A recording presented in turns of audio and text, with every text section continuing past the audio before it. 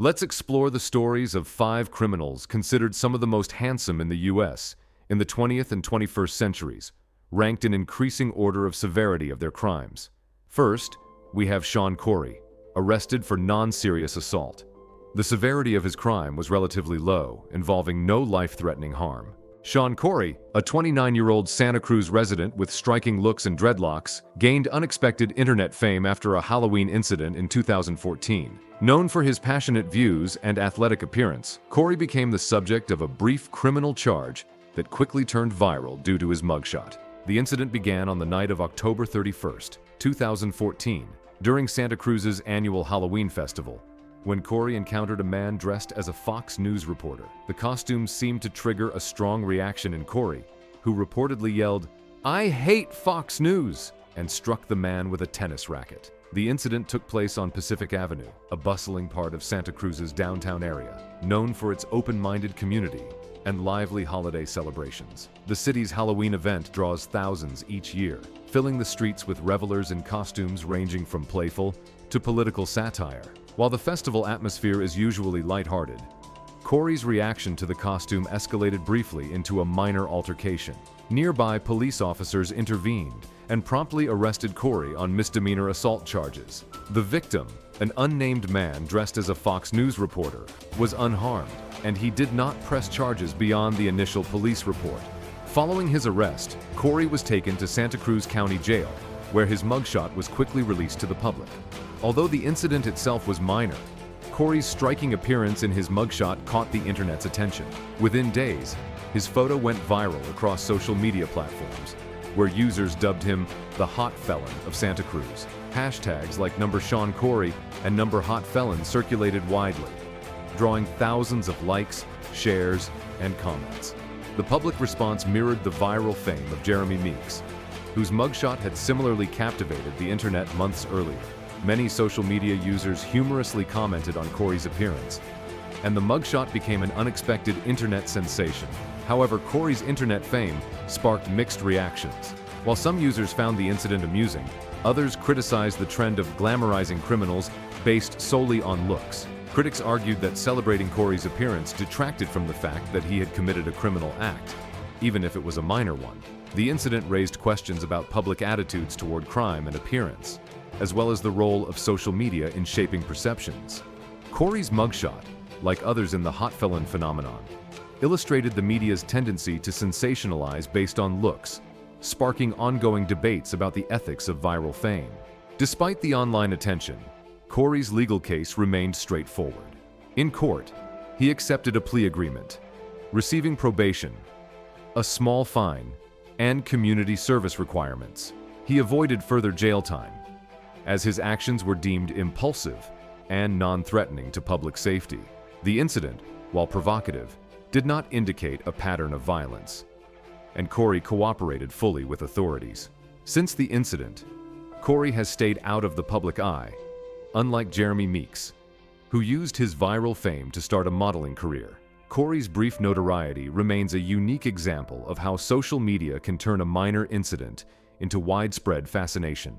His story highlights society's complicated relationship with beauty and criminal behavior, showing how quickly a mugshot can become a cultural phenomenon. Ultimately, Sean Kory's Halloween incident remains a small but memorable chapter in the world of viral mugshots. While the assault charge was minor and quickly resolved, the public's reaction underscores the unusual power of appearance in shaping internet fame. Kory's story, though brief, is a reminder of how easily social media can create fascination, controversy, and even unintended fame based on a single image.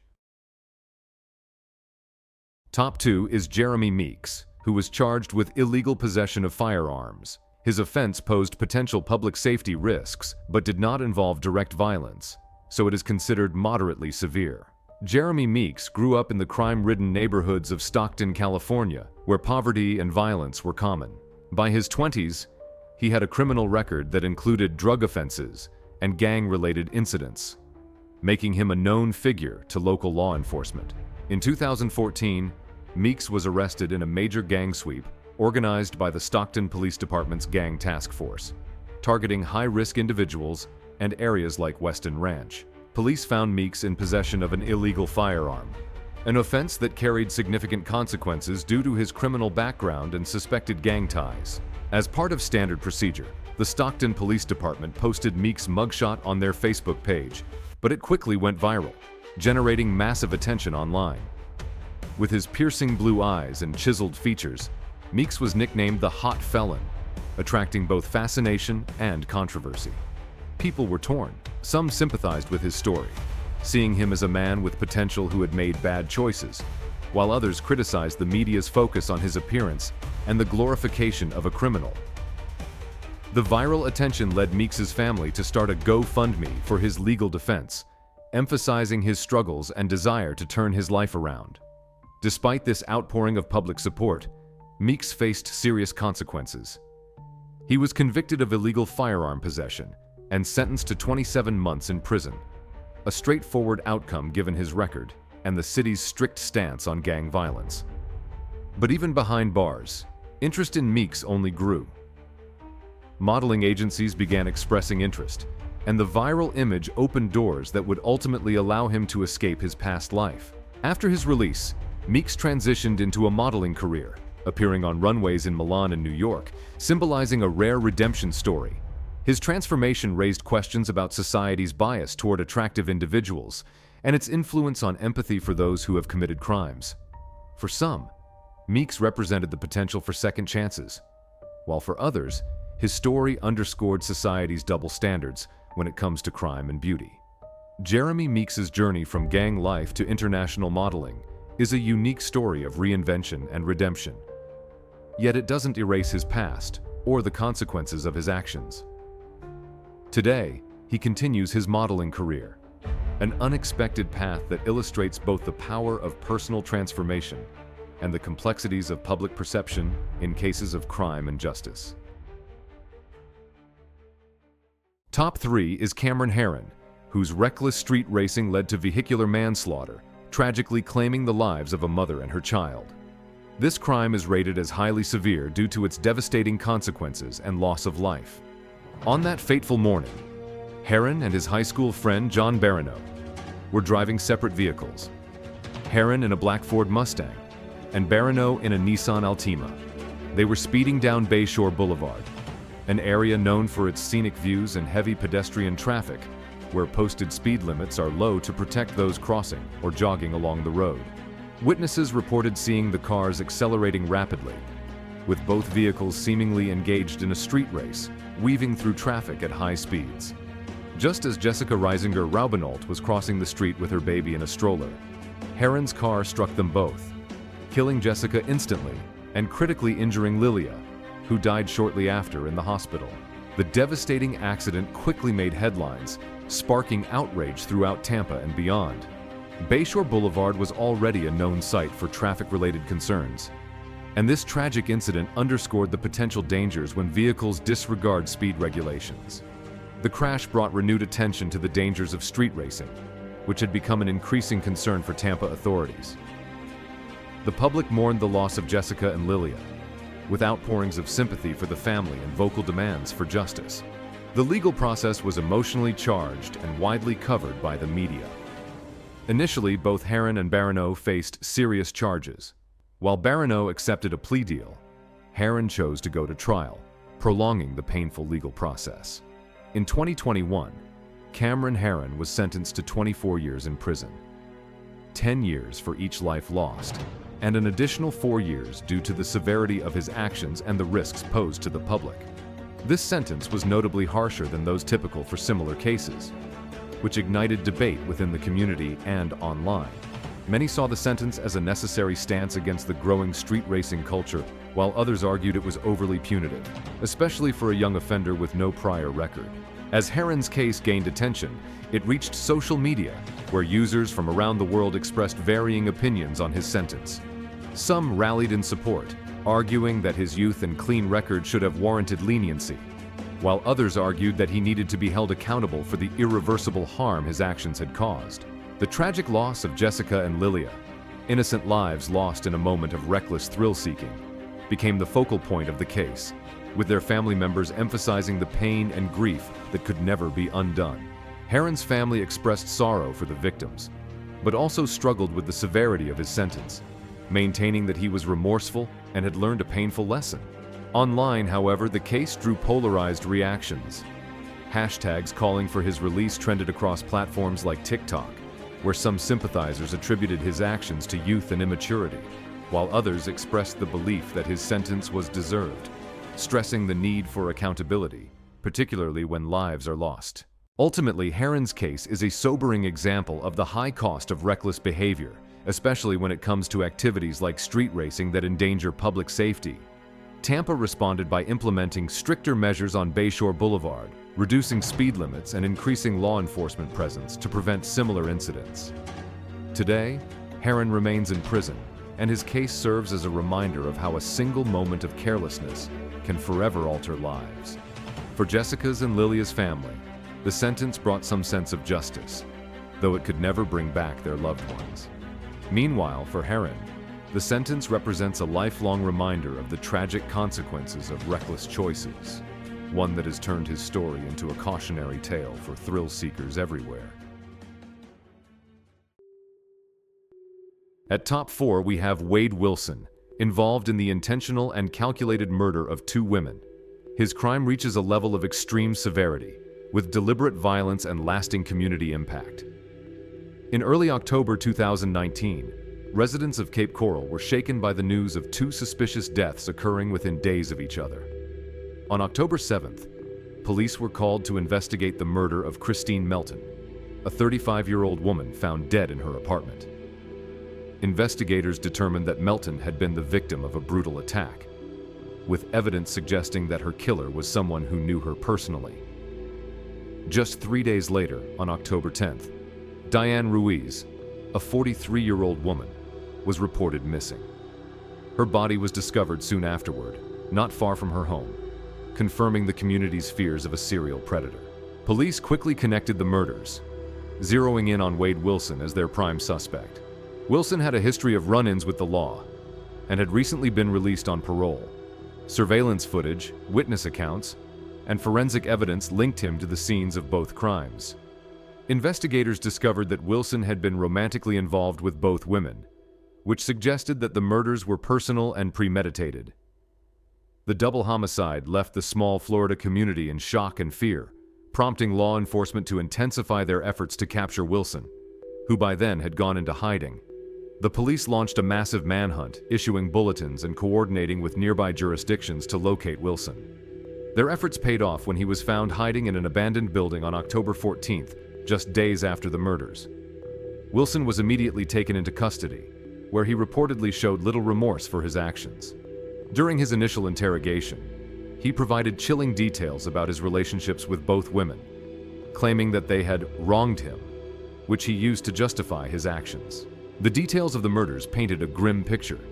Both victims had suffered from violent, calculated attacks, suggesting a disturbing level of premeditation. Forensic evidence at the crime scenes, including fingerprints and DNA, tied Wilson directly to the murders. The court documents revealed that Wilson had allegedly stalked both women, planning his attacks to ensure he had the opportunity to confront them without interference. As the case developed, prosecutors sought a first-degree murder charge, arguing that Wilson's actions were the result of a deliberate and cold-blooded plan to harm both women. As Wilson awaited trial, the legal proceedings attracted significant media coverage. Many in the community expressed their horror at the brutality of the murders and their support for the prosecution's pursuit of the death penalty. The case highlighted the danger posed by violent offenders released on parole and reignited discussions about the justice system's responsibility to monitor those with violent criminal histories. Wilson's lack of remorse and the severity of his crimes became central themes in the prosecution's case, which sought to hold him fully accountable for the lives he had taken. If convicted, Wade Wilson faces the possibility of the death penalty, a sentence reserved for the most heinous of crimes. The case continues to serve as a grim reminder of the consequences of unchecked anger and a propensity for violence. For the families of Diane Ruiz and Christine Melton, the ongoing trial represents a painful pursuit of justice for the loved ones they lost in such brutal and senseless acts. Finally, top 5 is Jeffrey Dahmer, an infamous serial killer guilty of multiple brutal murders, along with acts of necrophilia and cannibalism. His crimes are classified as extremely severe, marking one of the darkest and most shocking cases in U.S. history. Jeffrey Dahmer's crimes began in 1978 when he murdered his first victim, Stephen Hicks, a hitchhiker whom Dahmer invited to his home under the guise of socializing. What started as a chance encounter soon turned deadly, with Dahmer strangling Hicks and later dismembering and disposing of his remains. This would be the first of many horrific crimes, as Dahmer's need for control and possession over his victims spiraled into a deadly compulsion. After a hiatus, Dahmer resumed killing in 1987, targeting vulnerable young men, many of whom were people of color, from lower-income neighborhoods. He lured his victims to his apartment with promises of friendship, photographs, or money, but his intentions were far darker. Dahmer drugged them to render them unconscious, after which he would strangle them, committing post-mortem acts that included necrophilia, dismemberment, and even cannibalism. His desire for control led him to experiment with techniques aimed at creating living zombies, attempting to drill holes in his victims' skulls to pour acid or boiling water into their brains, hoping to keep them alive but subdued. These experiments failed, only adding to the brutality of his actions. Dahmer's ability to evade law enforcement for so long is often attributed to his manipulative charm, and at times, systemic failures in policing. On one notable occasion, a 14-year-old victim, Konarak Synthesomphone, escaped Dahmer's apartment and was found wandering the streets disoriented. However, when police arrived, Dahmer convinced them that the boy was his boyfriend, and that they had simply had a misunderstanding. Tragically, police returned the boy to Dahmer, who would go on to kill him. This incident sparked outrage and exposed flaws in law enforcement's handling of cases involving marginalized victims. In July 1991, Dahmer's reign of terror came to an end when one of his intended victims, Tracy Edwards, managed to escape from Dahmer's apartment and flagged down police. Edwards led officers back to Dahmer's residence, where they were confronted with a scene of unimaginable horror. Police discovered photographs of dismembered bodies, severed heads, and remains stored in Dahmer's refrigerator and freezer. The apartment was a macabre collection of evidence that chronicled years of sadistic killings, and Dahmer was arrested on the spot. Dahmer's trial in 1992 was one of the most high-profile criminal cases of the decade. Although he pleaded guilty by reason of insanity, the court rejected his insanity defense, concluding that he was aware of the wrongfulness of his actions. Dahmer was convicted on 15 counts of murder and sentenced to 15 consecutive life terms, totaling 941 years in prison. Throughout the trial, Dahmer remained disturbingly calm and cooperated with authorities, openly admitting to his crimes in chilling detail.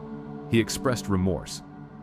Yet his calm demeanor and graphic confessions left a haunting impression on those who followed the case.